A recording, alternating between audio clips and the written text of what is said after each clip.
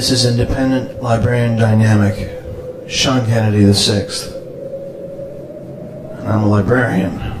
Damn it. Doing a broadcast of episode number 732.653.663.398.36.12. I'm a librarian doing a broadcast in Queen's English from sometime after now. By listening to this, you should be aware that you're violating your listener's license. And you may be violating your creativity permits and any licensing that you may have. By listening to this, you may be subjected to termination or enforced mandatory recycling. Everything you hear right now is being broadcast to you on unregistered and unregulated media using recording equipment that's been hacked. If any part of this broadcast should shock or disturb you, you're the one who needs it most. So light your candles, and may server protect us all. I think this server will protect us. Some folks have never heard of server, though. That's some of the folks I was just dealing with. Let me tell you, I've had quite the couple of days. I mean, I felt a lot better having a purpose, trying to figure out a way to get to New Rome. After I did my last transmission, I ran through the desert for a while. Still at night, stayed low during the days. Having a purpose, having a goal helped clear my mind, helped me, stay on track, knowing that I had to do something. Traveling along at nighttime, you'd think that it might be difficult, but with the even at the speed I was traveling with these new cybernetic legs, it was no problem. There's night vision built into this reconnaissance helmet I've got.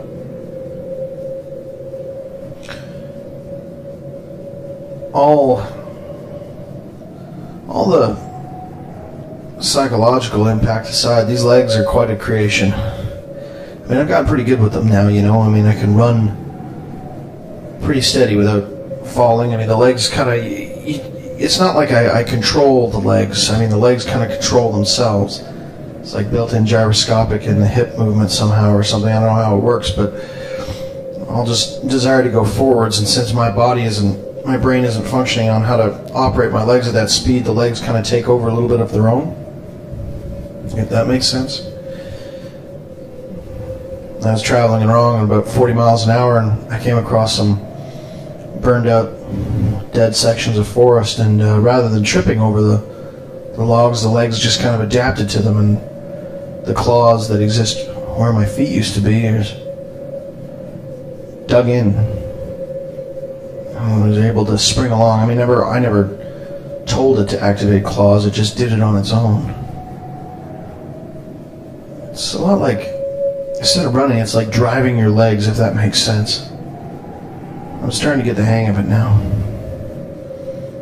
And they really do steady themselves and work on their own, which is a way, I guess, good, but sometimes it can be a problem.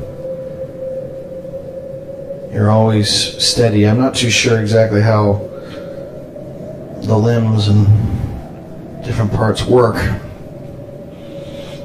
Sometimes they just kind of activate and there's not too much I can do about it, which has some interesting results. As I'll explain.